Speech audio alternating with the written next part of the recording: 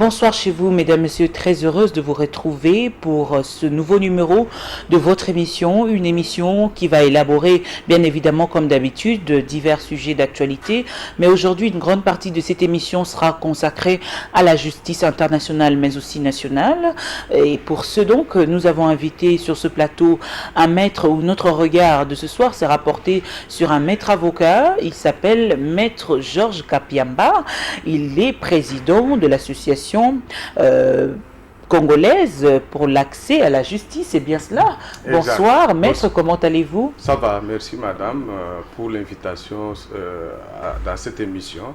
Oui, vous êtes passé dans cette émission quand même il y a plus ou moins une année maintenant, bientôt une année. Oui, ça fait longtemps. Oui, quels sont les échos? Alors, les échos sur le plan de la justice, fonctionnement de la justice, respect des droits de l'homme, les échos sont toujours mauvais parce que nous avons toujours les mêmes préoccupations depuis des années qui ne s'améliorent pas. Il n'y a pas d'engagement assez fort. Ça ne s'améliore pas par manque de preuves de volonté de la part du gouvernement ou de la majorité au pouvoir actuel, du système Kabila. Oui, mais le gouvernement est constitué de cette majorité. Nous considérons que leur politique dans cette matière ne nous rassure pas, qu'il faut absolument qu'il y ait des rectificatifs. Sinon, si ça continue comme ça, nous risquons de payer un lourd tribut dans les années à venir. Alors, dans votre niveau, qu'est-ce que vous faites aujourd'hui pour aider justement ce gouvernement à prendre ses responsabilités en main pour l'amélioration de l'appareil judiciaire? Alors, nous faisons beaucoup de choses. Nous faisons d'abord le monitoring qui nous permet de surveiller, vérifier le fonctionnement des institutions qui ont à charge la protection et la défense des droits de l'homme, principalement la justice. Et nous observons aussi la manière dont les parlements conduit ses missions dans le même cadre, mais de la manière aussi dont le gouvernement s'acquitte de ses obligations qui consistent principalement à doter la justice des moyens qu'il faut pour qu'elle soit en mesure d'accomplir aussi ses obligations. Vous avez parlé de l'institution Parlement, on va prendre l'Assemblée nationale, un député a été arrêté, vous êtes au courant de cela. Comment avez-vous jugé cela aujourd'hui? Pensez-vous que son immunité a été violée ou a été respectée ou il a dépassé les bornes? En fait, il s'agit de quel député? Parce que je sais que nous avons... On parle du député qui a été dernièrement du MSR, de la majorité présidentielle. Ok, oui. Voilà. Oui, parce qu'en dehors de celui-là, nous avons appris aussi le cas du député Moulumba, qui serait de PPRD, qui aurait été arrêté, tabassé même par les policiers, dont la suite est inconnue jusqu'à ce jour. Donc, c'est un autre cas qui s'ajoute. Pour l'ensemble, justement, de ces cas... oui. C'est très préoccupant. Dans l'ensemble, tout reste préoccupant parce qu'on ne sent pas un effort du côté du gouvernement, de l'ensemble des services qui doivent concourir à protéger les droits des citoyens, qu'il soit un citoyen doté d'un pouvoir de l'État ou un citoyen en général ordinaire, de manière à rassurer les gens. Et la justice n'arrive pas aussi à imposer cet équilibre dans la société, parce que la justice est là pour éviter des abus d'un des pouvoirs dans la société et surtout du gouvernement ou de ses services. Mais nous sentons que sur le terrain, rien n'est fait dans ce sens-là. Mais justement, la CAG est là aussi pour ça, accès à la justice. Est-ce qu'il faudrait qu'on puisse mener des démarches dans le sens de vous contacter, de prendre contact avec vous, de vous exposer ce problème pour que vous puissiez réagir à suffisance, ou vous imprégnez des situations sans qu'on puisse... Non, dès que nous sommes mis au courant par les différents canaux, généralement, ce sont des journalistes qui nous contactent, qui nous donnent les informations, et nous prenons aussi des contacts avec les victimes ou les membres de leur famille afin de nous enquérir davantage des détails, des circonstances. Et qu'est-ce que vous faites ensuite? Et ensuite, nous menons les plaidoyers, nous contactons les responsables des services pour comprendre les circonstances dans lesquelles les faits sont survenues. Généralement, c'est favorable pour vous? Est-ce que ces démarches aboutissent dans un sens positif? Oui, mais du côté principalement de la justice, c'est souvent des promesses, des engagements pour dire nous allons faire ceci, nous allons faire cela, mais qui sont jamais respectés parce que dans la pratique, rien n'est fait. Donc c'est vraiment préoccupant. Justement, dans ce cas de député, il y a eu violation d'immunité parce qu'un député, justement, est couvert de son immunité parlementaire. Qu'est-ce qui s'est passé là, vous qui êtes avocat? Alors, nous avons appris que du côté de la justice, de l'accusation, c'est-à-dire la police ainsi que le parquet, ils ont justifié l'arrestation notamment du député de Goma, Moïndo Zangi, au fait qu'il s'agissait d'un cas de flagrance pour lequel la loi n'impose pas préalablement la levée de son immunité parlementaire.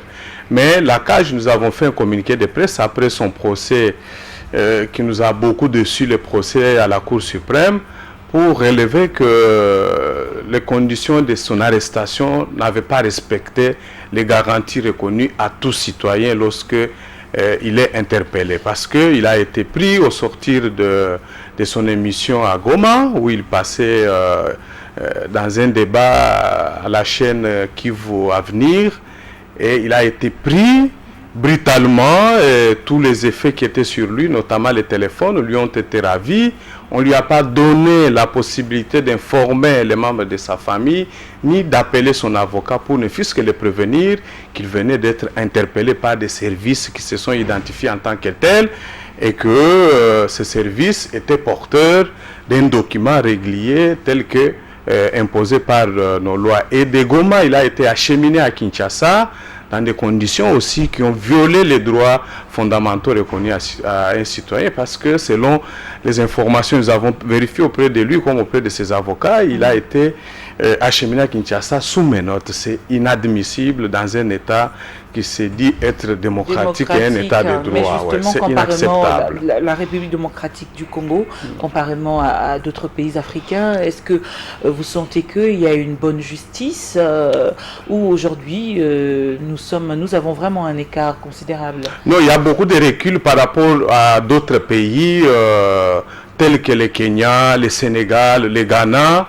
Il y a énormément de recul dans notre pays, la RDC, sur ce plan-là, parce que quand vous prenez seulement ces cas-là, plus celui des jeunes d'Omindonga, là, vous allez constater finalement que le parquet général de la République, c'est aujourd'hui arrogé, où c'est donné beaucoup de pouvoir à telle enseigne que nous nous posons la question, nous en tant qu'organisation de défense des droits de l'homme dans le domaine de la justice, si la Cour suprême a encore de la place. Parce que ce soit le cas de Jeanne Diomindongala, comme celui de Moïndo Zangi, la Cour suprême a ordonné leur mise en résidence surveillée en considérant que ce sont des personnalités qui doivent bénéficier de certaines facilités lors de leur détention. Mais le parquet général de la République n'a jamais accepté d'exécuter cette décision, alors que tous nous savons qu'au regard de la Constitution, les décisions de la Cour suprême doivent s'exécuter, sont opposables à tout citoyen, à toute personne, y compris même le parquet général. Donc, c'est vraiment des faits extrêmement grave dans un état de droit. Et nous devons nous interroger et nous demandons à toutes les forces politiques de réfléchir sur ces cas notamment. Vous êtes d'avis que ce pays ne mérite pas d'être appelé République démocratique? Non, il faut mettre les pays de République et puis démocratique entre guillemets, parce que nous n'arrivons pas à remplir les conditions liées à la démocratie, parce que parmi les attributs d'une démocratie, c'est l'existence des cours et tribunaux indépendants, le respect notamment des droits fondamentaux des citoyens et leur exercice. Donc les facilités doivent être créées par le pouvoir public afin de permettre aux citoyens d'en exercer pleinement. Et lorsque leur exercice semble être limité par tel ou tel autre pouvoir, c'est la justice qui doit intervenir pour dire que vous n'avez pas le droit de limiter cet exercice ou vous avez exercé de manière abusive, voilà de quelle manière vous devez le faire. Donc on vous rappelle à l'ordre. Mais ici, ce n'est pas le cas. Il n'est pas normal que des décisions de mise en résidence surveillée prononcées au bénéfice des citoyens ne puissent pas être exécutées par l'organe qui est chargé de par la loi à exécuter les décisions judiciaires ainsi que les actes législatifs. C'est inadmissible. Monsieur Kapiamba, aujourd'hui, justement, la protection de ces droits de l'homme ne peut pas permettre aussi à ce que les citoyens puissent déborder ou poser des actes criminels. Nous sommes dans un pays de droit, vous venez de le dire, il faudrait respecter un certain nombre de choses, il y a des lois et puis voilà, etc. Exact. Nous sommes, je suis d'accord avec vous. Et nous, la promotion que nous faisons, ce n'est pas la promotion des crimes ou des valeurs liées au refus de respect des lois. Nous faisons la promotion des droits fondamentaux, c'est-à-dire qui permettent aux citoyens de s'épanouir. Mais aussi les droits pour les citoyens qui se voient limités dans l'exercice de leurs droits de recevoir l'intervention rapide de la justice pour leur faciliter cet exercice. C'est comme quelqu'un aujourd'hui qui est arrêté. Lorsque quelqu'un commet une infraction, nous ne pouvons pas dire que le parquet ou la police n'interviennent pas pour l'arrêter. La police doit l'arrêter, mais la police doit le faire dans les conditions prévues par la loi. La police n'a aucun droit de brutaliser un citoyen. Si sur ce citoyen, il n'y a pas d'objet pouvant mettre en danger ceux qui doivent l'appréhender. Ils doivent l'inviter, ils doivent lui expliquer pourquoi il l'invite, pourquoi il l'arrête. Ils doivent lui dire aussi que lorsque nous vous entendons ici ou avant de vous auditionner, vous avez le droit d'appeler votre avocat si vous en avez. Est-ce que ça vous arrive justement lorsque vous exercez votre métier, justement de président de la CAGE, de condamner aussi certains citoyens, de leur dire, par exemple, dans cette situation, nous ne pouvons pas intervenir au regard de la rationalité qui nous caractérise et de la droiture, parce que vous êtes fautif. Nous le faisons. Nous faisons à la fois la promotion, qui consiste aussi à fournir des informations utiles aux citoyens. L'interpellation des consciences des citoyens. Exact. Nous les rappelons aussi sur leurs devoirs. Parce que, vous savez, quand vous prenez la Charte africaine des droits de l'homme, cette charte est appelée Charte africaine des droits de l'homme et du peuple. Et là-dedans, vous allez retrouver que au niveau de l'Afrique, on reconnaît à la fois les droits, mais aussi des devoirs aux citoyens. Donc, les citoyens n'ont aucun droit de pouvoir, par exemple, se réveiller un matin et prendre des objets, soit des moellons ou des briques, mettre sur la voie publique pour empêcher que les autres ne puissent pas y circuler, ou aller casser les maisons des autres lorsqu'il est touché dans son intégrité. Les citoyens doivent savoir qu'ils doivent porter plainte auprès des services compétents. Mais lorsqu'ils portent cette plainte, c'est là où il y a le problème et c'est ce que nous surveillons. Lorsqu'ils portent cette plainte, ils doivent trouver la porte ouverte, ils doivent trouver des citoyens qui sont engagés par l'État, payés par l'État avec l'argent des contribuables pour examiner sa plainte et rapidement rechercher les personnes qui sont considérées comme ses bourreaux. Mais lorsqu'on ne le fait pas à ce moment-là, l'État viole les droits fondamentaux des citoyens et les pousse même à recourir à la justice de vengeance. Vous êtes là pour permettre à ce que tout le monde puisse avoir accès à la justice. Une justice bien faite, c'est-à-dire d'une manière indirecte ou implicite. Vous protégez le droit de l'homme en République démocratique du Congo. Jusqu'où pouvez-vous aller lorsque vous constatez que le gouvernement ne prend pas vraiment ses responsabilités en main, c'est-à-dire il n'y a pas une bonne justice dans un pays et lorsque vous essayez de contacter ce gouvernement pour dire que non, dans ce secteur-là, dans le secteur de la justice, rien ne marche et que le gouvernement ne change pas comme vous l'avez constaté et qu'il n'y a pas d'avancée significative, jusqu'où pouvez-vous aller? Alors, jusqu'où nous pouvons aller, d'abord, ce que nous faisons, c'est dans le cadre du partenariat avec les institutions de l'État, c'est de maintenir toujours le dialogue, discussion, plaidoyer, insister, et nous insistons soit par des lettres. Quand il n'y a pas de changement, quand il n'y a pas de changement, nous encourageons généralement les victimes de cette situation à recourir à d'autres mécanismes au niveau régional ou au niveau international, notamment à la Commission africaine des droits de l'homme. Mais lorsqu'ils n'ont pas ces capacités-là, justement, nous les accompagnons.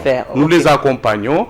Nous les accompagnons de deux manières. D'abord, nous mettons à leur disposition notre expertise au niveau de l'organisation, où nous recourons à d'autres partenaires au niveau régional de l'Afrique ou au niveau international pour que nous puissions les soutenir, les assister dans ce processus-là de porter plainte contre la République démocratique du Congo auprès de la Commission africaine, parce que cet organe ici au niveau africain a eu la mission de tous les États africains de surveiller la mise en œuvre des droits et libertés des citoyens à travers toute l'Afrique. Donc, si ce n'est pas fait, cet organe peut rappeler l'État congolais. Lorsque vous atteignez justement ce niveau, qu'attendez-vous justement de la justice africaine pour qu'elle puisse peut-être faire quoi? Donner des sanctions à la République démocratique du Congo? Interpeller la République?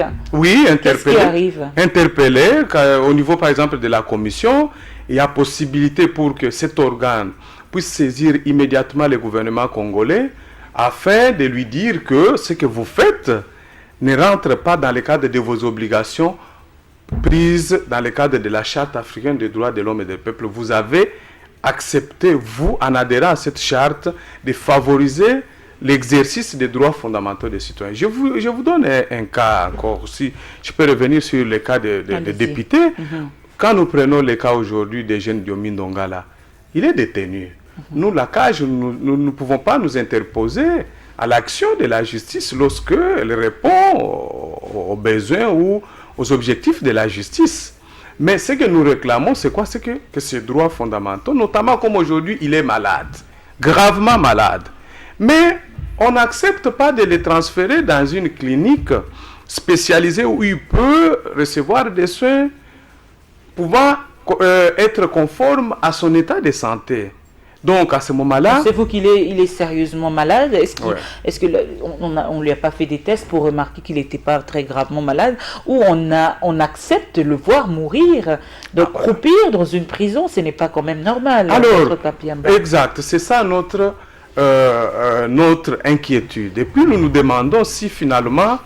Le but de la justice, c'est de pouvoir arrêter absolument les gens et de les détenir dans des conditions qui ne sont pas compatibles avec leur état de santé. Ça, c'est inacceptable. Ce ne sont pas là le but d'une justice dans un pays. Donc, la justice, les magistrats doivent savoir que les citoyens, lorsque vous l'arrêtez, vous ne l'arrêtez pas pour précipiter sa mort ou le mettre dans des conditions qui peuvent entraîner sa mort. Vous devez juste limiter la liberté de mouvement, d'aller et de revenir. C'est ça même la signification d'une détention. Ce n'est pas pour occasionner dans ces citoyens-là des maladies qui peuvent mettre fin à sa mort. C'est la raison pour laquelle les règles minimales des Nations Unies, dont la RDC est membre, nous avons accepté ça, indique que lorsque quelqu'un est mis en détention, c'est-à-dire sa liberté d'aller et de revenir est limitée parce qu'il y a une enquête judiciaire en cours, il doit être pris des dispositions pour qu'il ait accès aux soins. On ne doit pas lui priver les soins. Quand on prive les soins, ça donne maintenant l'impression que l'action qui a été lancée contre lui rentre dans le cadre d'un acharnement.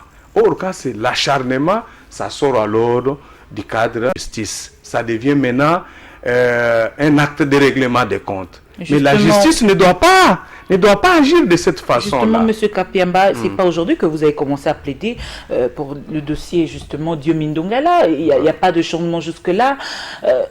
Que comptez-vous faire, justement, saisir les instances internationales? Exact.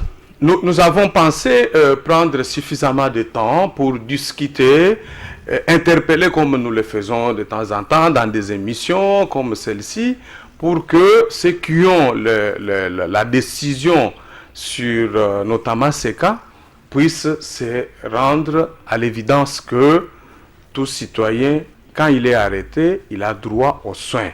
Parce que la prison de Makala ne dispose pas d'un service médical compétent, approprié, parce que le camp Kokolo, où il a été conduit, le médecin a prescrit des examens et des soins médicaux en dehors plutôt de camp Kokolo.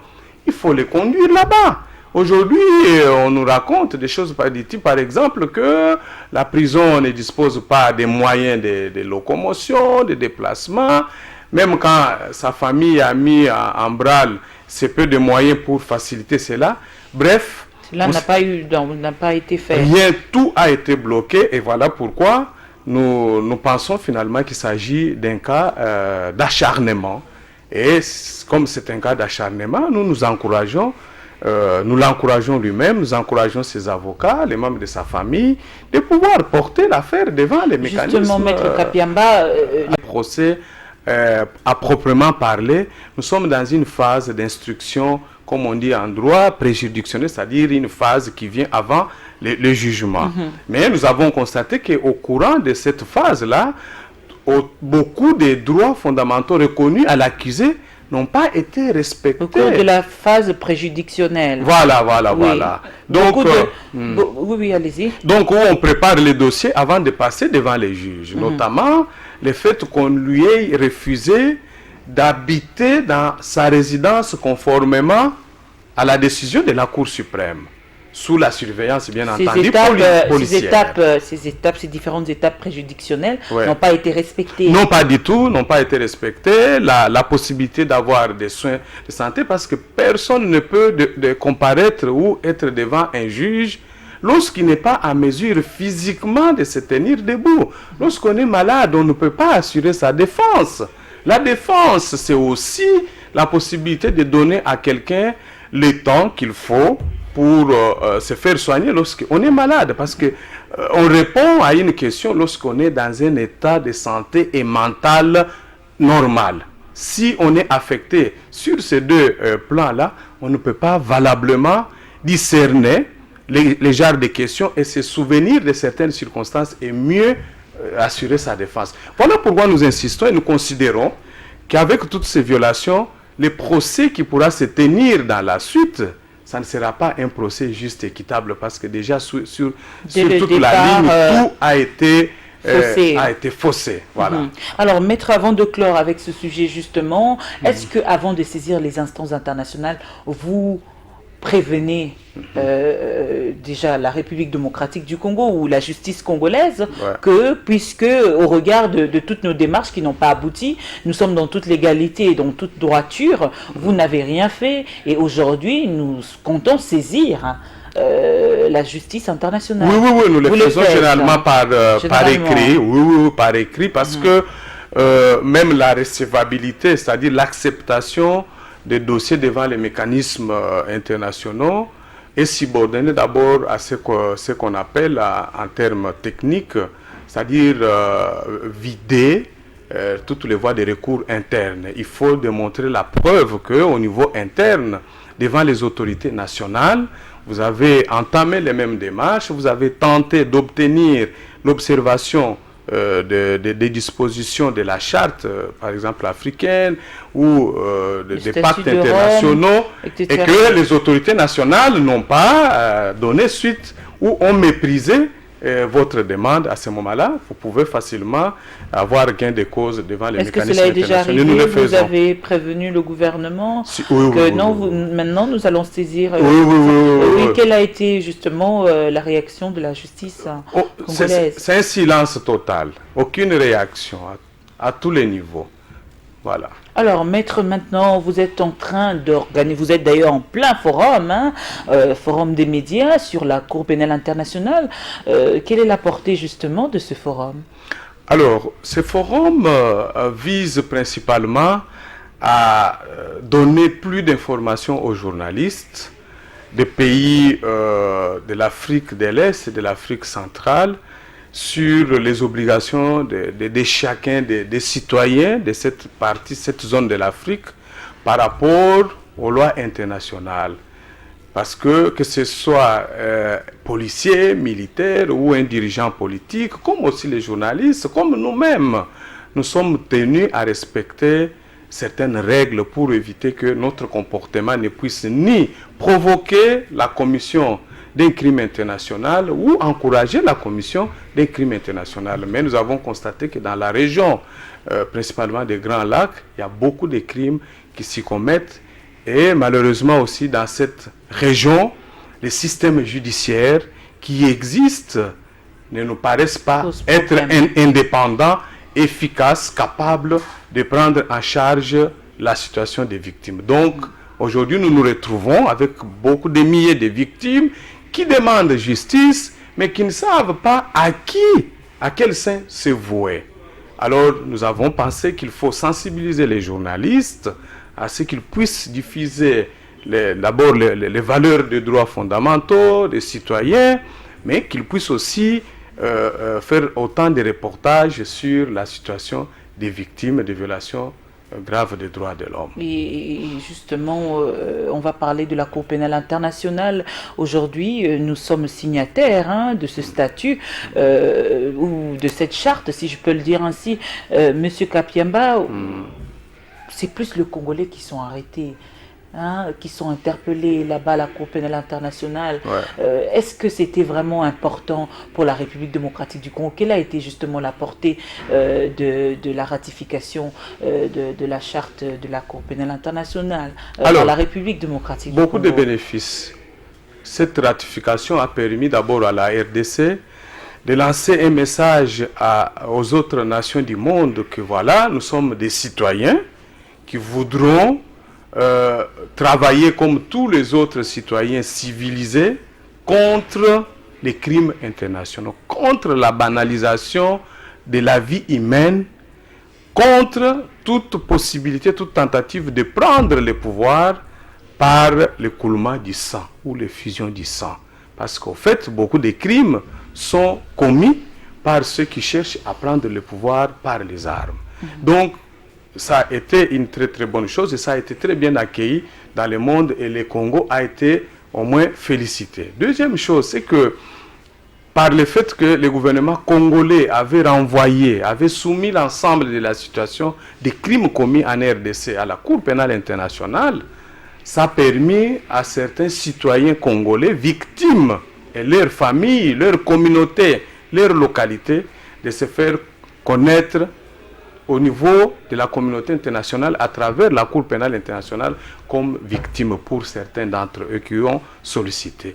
Et ces gens ont reçu au moins un soutien de la communauté internationale à travers la Cour pénale internationale par notamment aujourd'hui, la CPI ne se retourne pas contre la République démocratique. Non, pas du tout. C'est pas l'impression. Non, c'est une très mauvaise impression et c'est de très mauvaises opinions que les gens de mauvaise foi voudraient faire propager ou circuler dans l'opinion congolaise parce que ces gens finalement se reprochent ou ils ont peur.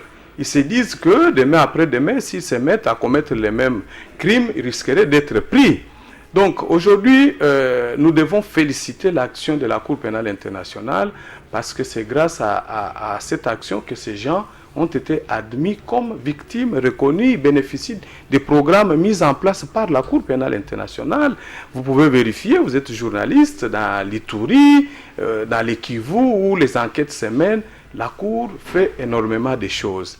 Mais le travail de la Cour, et là il faut insister, c'est que son travail est limité. La Cour ne doit pas seulement se préoccuper de la RDC. Elle a vocation universelle. Donc, elle doit se déployer à travers les autres zones du monde. Voilà pourquoi on demande toujours à la RDC de fournir des efforts pour améliorer l'organisation et le fonctionnement de sa propre justice. Parce que c'est sa propre justice qui doit agir en première ligne.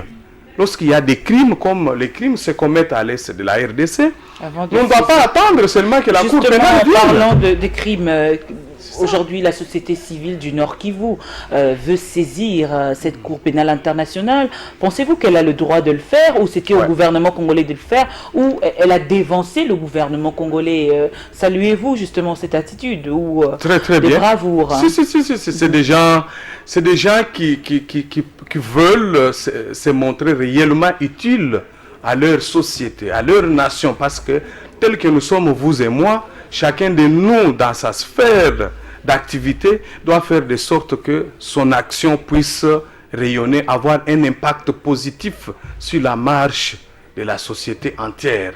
Aujourd'hui, ça il faut le mentionner, on est en train de vivre une sorte de culture d'individualisme, d'égoïsme. et qui sont davantage même pilotés par les hommes politiques qui pensent qu'aujourd'hui, lorsqu'on est au pouvoir, on y est pour soi-même, pour moi, pour ma femme, pour mes enfants, mes amis et ma famille. Ce n'est pas ça. Donc nous devons, nous, prendre en charge les problèmes des autres. Savoir que lorsque nous accédons au pouvoir, c'est pour faciliter la résolution des problèmes des autres, pas par nous-mêmes seulement. Donc ce que les amis de l'Est sont en train de préparer est à saluer. Et nous soutenons cette action, mais je vous dis qu'il y a eu déjà beaucoup d'écrits, de communications envoyés déjà à la Cour pénale internationale. Et c'est ainsi que le bureau du procureur a lancé depuis plus d'une année des enquêtes sur les Kivu. Vous vous rappelez des chefs de FDLR, Mudagoumura, contre lesquels la Cour pénale internationale a lancé un mandat. Et il est recherché. Et parmi les missions que la brigade d'intervention de la MONUSCO doit aussi accomplir, c'est notamment de faciliter éventuellement à l'arrestation de ces gens-là comme Mudagoumura. Donc il y a eu toutes ces enquêtes qui sont en cours. Alors justement, comment cet acte de bravoure se traduit, c'est-à-dire la société, au lieu que le gouvernement congolais aujourd'hui puisse porter plainte contre le Rwanda, hein, c'est-à-dire le Rwanda qui est le pays agresseur de la République, c'est la société civile qui le fait. Comment cela se traduit aujourd'hui? Alors, je sais que depuis 3-4 ans, la RDC avait déjà porté plainte contre le Rwanda et l'Ouganda devant la Commission africaine des droits de l'homme et des peuples à Banjul pour leurs activités militaires dans la partie orientale du pays. Vous avez dit il y a 4 ans. Oui, mais malheureusement, cela n'est pas suivi. Parce que nous allons souvent aux sessions de la Commission et nous n'avons pas d'indication. Il n'y a pas une équipe de suivi. Oui, nous constatons que ce n'est pas suivi par le gouvernement. Par le gouvernement congolais. Oui, pas du tout. Nous sommes tout le temps, ça je dois vous dire, si pas moi, mais les autres amis, quand nous allons à la commission, nous constatons qu'il n'y a pas de gens qui sont là de manière permanente pour suivre la plainte de la RDC. Donc, c'est pas normal. On a lancé une plainte, il faut suivre ça jusqu'au bout, d'autant plus que la commission avait même prescrit un certain nombre de devoirs à l'époque. Et puis le gouvernement doit quand même dire à l'opinion quelle est la suite, qu'est-ce qui a été fait à travers même les ministères de la Justice. On doit dire, voilà, la RDC a fait ça, dans les soucis de protéger les droits des victimes. Voilà. Et aujourd'hui, justement, c'est la société civile qui le fait, hein, Oui, bon, c'est comme ce que j'ai mentionné ici. Vous, en tant que journaliste, vous devez accomplir votre part avec efficacité, parce que vous êtes un citoyen, une citoyenne plutôt dans la société congolaise. Vous devez être utile et les gens dans la société doivent savoir que, de par la formation que vous avez acquise avec le soutien de tous les membres de la société congolaise, vous rendez aussi les services à ces citoyens. Vous ne le faites pas seulement pour vous-même. Et nous aussi, la société civile, nous qui sommes engagés dans cette dynamique de lutte contre l'impunité, nous qui nous battons chaque jour pour faire respecter les droits fondamentaux des citoyens par la justice, nous devons le faire toujours, nous ne devons pas reculer, parce que nous n'avons pas vocation, nous, de conquérir le pouvoir et de l'exercer. Nous, c'est de nous assurer que le pouvoir, ceux qui ont conquis le pouvoir par les modalités démocratiques, l'exercent suivant les règles qui sont prévues sur le plan international et que dans le but de faire bénéficier à tous les citoyens. Alors, ces instances africaines qui ont été saisies par le gouvernement congolais voudraient à ce qu'il y ait un suivi. Or, ils sont au courant justement des atrocités perpétrées dans l'Est de la République. Ouais. Est-ce qu'il faudrait que le gouvernement puisse suivre pour qu'il puisse réagir contre le Rwanda et l'Ouganda ou attendre d'abord que le gouvernement puisse faire un suivi? Voilà, deux actions que nous avons toujours recommandées. D'abord, au niveau interne, le gouvernement ne doit pas toujours attendre l'action des institutions internationales. C'est un gouvernement. Ils ont la possibilité, d'abord, les responsabilités d'agir au niveau interne. Mais comment on peut agir lorsque on ne donne pas priorité d'abord à la réorganisation du pouvoir judiciaire? Ça, c'est vraiment fondamental. On ne doit pas attendre que quelqu'un, que la société civile... Donc vous êtes revenu sur ce que vous avez dit, il faudrait arranger d'abord au niveau interne. Absolument. Voilà pourquoi même dans le cadre de concertation, dialogue national, nous avions souhaité que la question de la justice puisse figurer parmi les priorités. La lutte contre l'impunité, parce qu'aujourd'hui, les cycles de violence qui se commet aujourd'hui en RDC, que nous connaissons aujourd'hui depuis plus de 20 ans, bientôt, c'est à cause de l'impunité. C'est la culture d'impunité qui est à la base de ça. Des gens, hier, des seigneurs de guerre, on les prime en leur donnant des postes de responsabilité dans des gouvernements, services de sécurité, bref. Les autres reçoivent ces messages, ils se disent, mais voilà, pour accéder au pouvoir, il faut prendre les armes. Et s'ils ne sont pas amenés à répondre de leurs responsabilités devant une justice efficace et indépendante, ça va être un cycle éternel dans ce pays. Alors justement, est-ce que vous avez été convié à ces concertations nationales en tant que membre de la société civile? Exact. Nous faisons partie de la sous-composante des organisations de défense des droits de l'homme. Nous sommes constitués au sein du collectif des ONG des droits de l'homme de la RDC. Nous avions déjà publié il y a 3 semaines un mémo adressé aux membres du Présidium, avec copie à la présidence de la République, dans lesquels nous avons identifié ou tenté des préalables. Et parmi ces préalables-là, il y a notamment celui relatif à la libération de tous les détenus politiques et d'opinion. Parce que n'oublions pas que cet acte est de nature à décrisper d'abord les climats politiques, apaiser les esprits des gens et à recréer de la confiance entre tout le monde. Dans tous les pays, on a connu des prisonniers politiques, hein, c'est pas la première fois. Dans notre pays, bien entendu, parce que dans un État dit démocratique, on ne doit pas avoir de détenus politiques, moins encore d'opinion. C'est incompatible avec, avec la démocratie. On ne peut pas en avoir. Alors justement, dans cette démarche-là, votre démarche rencontre celle de l'opposition aussi, hein, qui demande à ce qu'il y ait des libérations de détenus politiques. Maître Kapiamba, aujourd'hui, c'est une sorte de demander une grâce présidentielle, ou vous êtes dans toute logique? Non, c'est-à-dire que nous avons réfléchi de la même manière.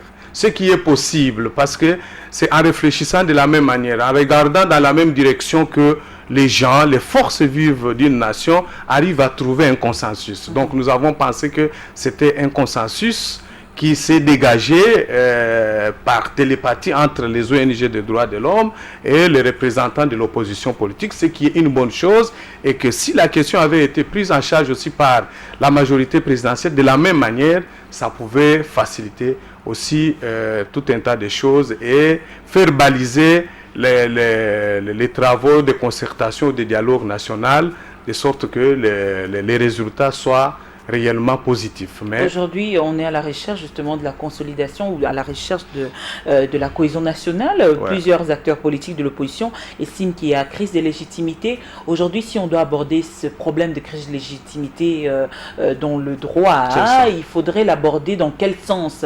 Est-ce que après avoir exercé le pouvoir durant 2 ans, il lui reste 3 ans, le président de la République, pour la fin de son mandat, on doit reprendre les élections, ou il doit faire quoi exactement pour que ces problèmes soient résolus? Alors, autres là qui posent des problèmes de crise. Je dois être très sincère et clair avec vous pour vous dire qu'au niveau des ONG des droits de l'homme, de notre collectif, des ONG des droits de l'homme de la RDC, nous ne pensons pas qu'il soit indiqué aujourd'hui de revenir sur cette question de cette façon, de remettre tout en cause.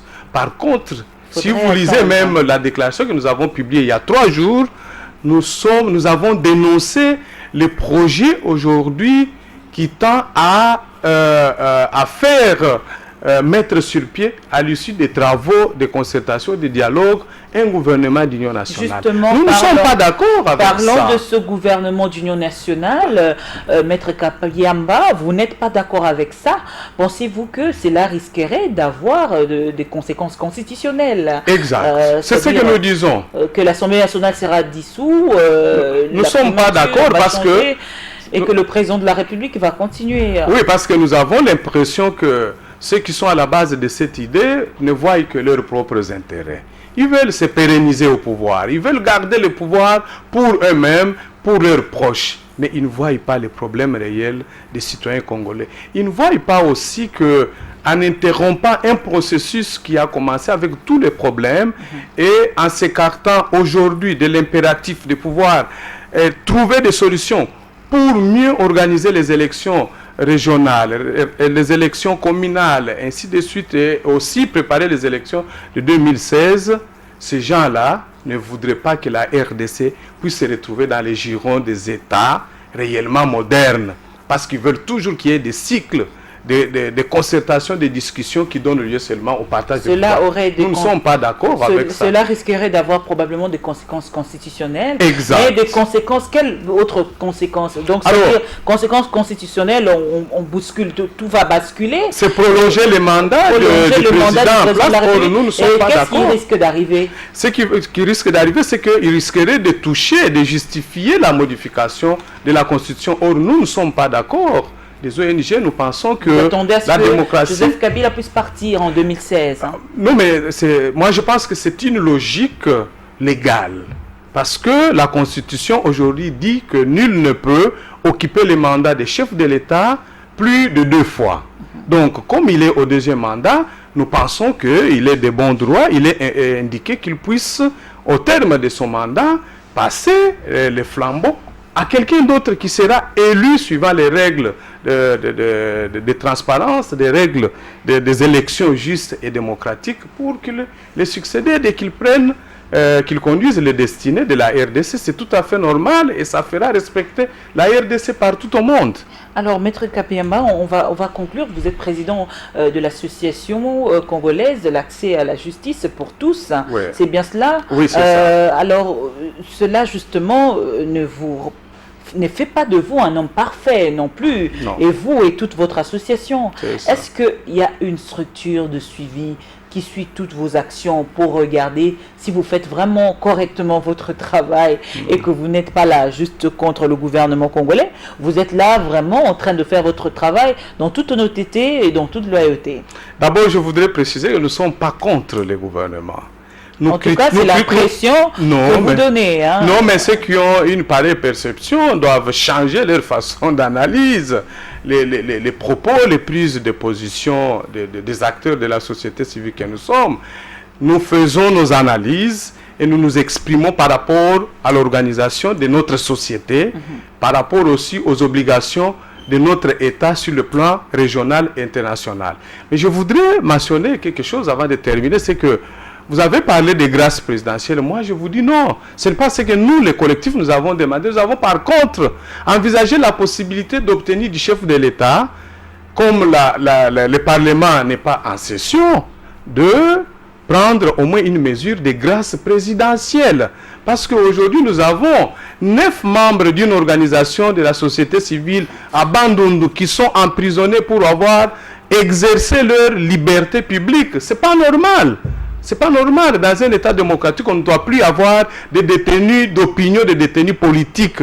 Parce que l'exercice des libertés politiques sont des garanties constitutionnelles et sont des droits reconnus à chacun de nous. Donc on ne doit pas arrêter quelqu'un parce qu'il a exercé une liberté publique. Georges Kapiamba, merci. Quel est votre plus grand défaut? Il revient à ceux qui m'observent peut-être de le dire. On vous reproche souvent, on vous dit quoi? Lorsqu'on vous reproche souvent, on dit que votre plus grand défaut... C'est ça. Et? Non, je n'ai jamais entendu cela, malheureusement. Donc vous êtes parfait. Quelle est votre plus grande qualité?